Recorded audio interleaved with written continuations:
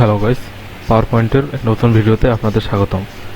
এই ভিডিওতে আপনারা জানতে পারবেন কিভাবে পাওয়ারপয়েন্টে স্লাইডগুলো অ্যাড করতে হয়, অর্থাৎ এখানে যে একটি পেজ আছে আপনি যখন আরও পেজ এখানে অ্যাড করবেন সেগুলো কীভাবে অ্যাড করতে হয়, এরপর স্লাইডগুলো কপি কীভাবে করতে হয়, কপি করার পর আপনি কোনো স্লাইড যদি কোথাও পেস্ট করতে চান সেটা কীভাবে পেস্ট করতে হয়, এরপর হচ্ছে কীভাবে ডুপ্লিকেট স্লাইড তৈরি করতে হয়, তারপর আপনারা জানতে পারবেন যে কীভাবে স্লাইডগুলো রিঅ্যারেঞ্জ করতে হয়, অর্থাৎ আপনি যদি কোনো স্লাইড এক স্থান থেকে আরেক স্থানে সরাতে চান বা ক্রমানুসারে, অর্থাৎ আপনি যদি সিকোয়েন্সে কোনো চেঞ্জ আনতে চান তাহলে সেটা আপনি কীভাবে অ্যারেঞ্জ করবেন সেটা, এবং এর পরবর্তীতে আপনারা জানতে পারবেন যে কীভাবে স্লাইড ডিলিট করতে হয়।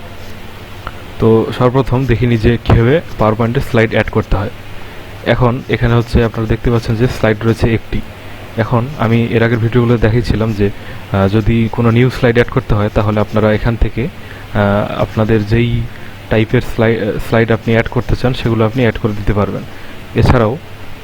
এছাড়াও যদি এখানে আপনি ক্লিক দেন শুধু, তাহলে একটি স্লাইড অ্যাড হয়ে যাবে। এই ক্ষেত্রে এই কমান্ডটি যেটি কাজ করবে যে এখানে যেই ক্যাটাগরি স্লাইডটা ছিল, অর্থাৎ এগুলোর মধ্যে যেই ক্যাটাগরির স্লাইড আপনার এই পেজে বর্তমান ছিল, আপনি যদি সরাসরি এখানে ক্লিক দেন তাহলে ঠিক সেম ক্যাটাগরি একটি স্লাইড তৈরি হয়ে যাবে। আমি যদি আপনাদের আবার দেখাই যে দেখুন এখানে একটি টাইটেল এবং একটি টেক্সটের জন্য একটি স্লাইড রয়েছে। তো আমি যদি এখন এখানে ক্লিক দিই তাহলে দেখুন হুবহু সেরকম একটি স্লাইড এখানে অ্যাড হয়ে গেল। তো এভাবে হচ্ছে আপনারা স্লাইড অ্যাড করতে পারবেন। তো এটা ছাড়াও আপনারা এগুলো থেকেও অ্যাড করতে পারবেন ব্ল্যাঙ্ক সহ, এর আগের ভিডিওগুলোতে আমি যেভাবে দেখিয়েছিলাম। তো তারপর আমি এখন দেখাবো যে কীভাবে স্লাইডগুলো কপি করতে হয়। তো তার আগে চলুন একটু আমরা এখানে নাম দিয়ে দিই, যে ধরুন এখানে আমি দিলাম স্লাইড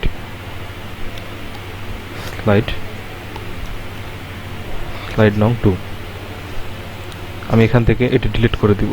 এটি ডিলিট করার জন্য টেক্সট বক্সটি সিলেক্ট করে আপনি যদি কিবোর্ডে ডিলিট বাটন প্রেস করেন তাহলে এটি এখান থেকে ডিলিট হয়ে যাবে। তো এরপর আমি ধরুন এটার মধ্যে নাম দিলাম স্লাইড নাম্বার 3। তো এটাও আমি ডিলিট করে দিব। তো এইভাবে ডিলিট করে দিলাম।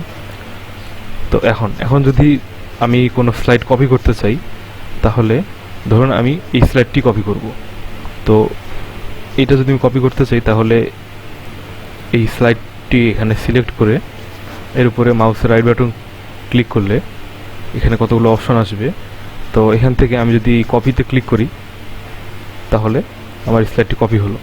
এরপর আমি কপি করলাম। কপি করার পর এবার আমি হচ্ছে পেস্ট করব। পেস্ট করার জন্য এখন ধরুন মনে করেন আমি এই স্লাইডটি এই জায়গায় পেস্ট করতে চাচ্ছি। তো আমি যদি এখানে পেস্ট করতে চাই তো এইভাবে এই জায়গায় ক্লিক দিলে এরকম একটা লাইন আসবে। এই লাইনের এই জায়গায় যদি রাইট বাটন ক্লিক করেন তাহলে কতগুলো অপশন আসবে। এখন এই অপশনগুলোর মধ্যে এখানে পেস্ট করার 3টি অপশন রয়েছে। একটি হচ্ছে ডেস্টিনেশন ফরম্যাটে পেস্ট করা, এরপর হচ্ছে সোর্স ফরম্যাটে পেস্ট করা, এবং একটি হচ্ছে পিকচার ফরম্যাটে পেস্ট করা। তো আমি যেহেতু এখানে স্লাইড তৈরি করছি তো আমি ডেস্টিনেশন যে ফরম্যাট, ডেস্টিনেশন থিম, এই ফরম্যাটে আমি এখানে স্লাইডটি পেস্ট করব। তো এই কারণে এখানে যদি আমি ক্লিক দিই তাহলে দেখুন ওই স্লাইডটি এখানে পেস্ট হয়ে গেল।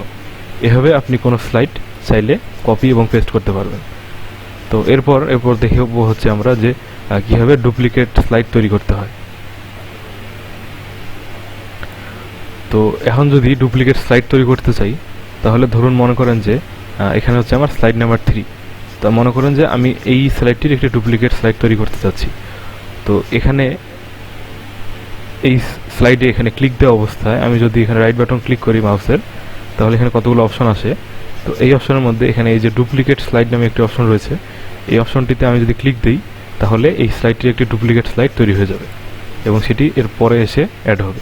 তো দেখুন এই যে 2টি ডুপ্লিকেট স্লাইড তৈরি হয়ে গেল। তো এরপর আমরা দেখব হচ্ছে যে কীভাবে স্লাইডগুলো রিঅ্যারেঞ্জ করতে হয়, অর্থাৎ স্লাইডের সিকোয়েন্স চেঞ্জ করতে হয়।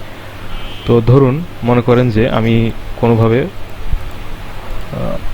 ভুলবশত মনে করেন যে আমি এখানে হচ্ছে স্লাইড নাম্বার এটা দিয়েছি 4। তো মনে করেন আমি এটা হচ্ছে 3 নাম্বার স্লাইড। তো এখন এটা ধরুন, তো এখানে হচ্ছে মনে করেন যে এটা হচ্ছে স্লাইড নাম্বার 1, এটা হচ্ছে স্লাইড নাম্বার 2, এখানে হবে 3, এখানে হবে 4। তো মনে করেন যে কোনো একটি সিকোয়েন্সে ভুল করে ফেলেছি। তো এখন এটা যদি আমি রিঅ্যারেঞ্জ করতে চাই তাহলে খুবই এটি সিম্পল একটা কাজ, যে শুধু হচ্ছে আপনাকে আপনি যেই স্লাইডটিকে মুভ করতে যাচ্ছেন সেই স্লাইডটির মধ্যে ক্লিক করা, মাউসের লেফট বাটনে ক্লিক করা অবস্থায় আপনি যদি ড্র্যাগ করেন নিচে, তাহলে সেটি একদম নিচে চলে আসবে। নিচে আসলে তার আরেকটি যে স্লাইডটি সেটি উপরে উঠে যাবে, অথবা এর বিপরীতটাও করতে পারেন। তো এইভাবে আপনি হচ্ছে এই স্লাইডগুলো আপনি অ্যারেঞ্জ করতে পারবেন একটার সাথে একটা ড্র্যাগ করে চেঞ্জ করে, যেভাবে। তো এটা হচ্ছে রিঅ্যারেঞ্জিং স্লাইডস। এরপর হচ্ছে আমরা স্লাইড ডিলিট করব। তো ধরুন মনে করেন যে আপনি কোনো স্লাইড ডিলিট করতে চাচ্ছেন। তো এখন যদি ডিলিট করতে চান তাহলে এটা খুবই সিম্পল। আপনি কিবোর্ড থেকে কোনো একটি স্লাইডে এভাবে সিলেক্ট করা অবস্থায় যদি কিবোর্ডের ডিলিট বাটনটি প্রেস করেন তাহলে স্লাইডটি ডিলিট হয়ে যাবে, অথবা মাউসের রাইট বাটন ক্লিক করে আপনি যদি এই ডিলিট স্লাইডে ক্লিক করেন তাহলেও স্লাইডটি ডিলিট হয়ে যাবে। তো দেখুন আমি এখানে এই স্লাইডটি ডিলিট করব, যে আমি এখানে যদি ক্লিক দিই এই স্লাইডটি সাথে সাথে ডিলিট হয়ে যাবে। এছাড়াও আমি যদি এই স্লাইডটি সিলেক্ট করে কিবোর্ডের ডিলিট বাটনটি প্রেস করি তাহলেও এটি হচ্ছে ডিলিট হয়ে যাবে। তো ধন্যবাদ গাইস এই ভিডিওটিতে আমার সাথে থাকার জন্য।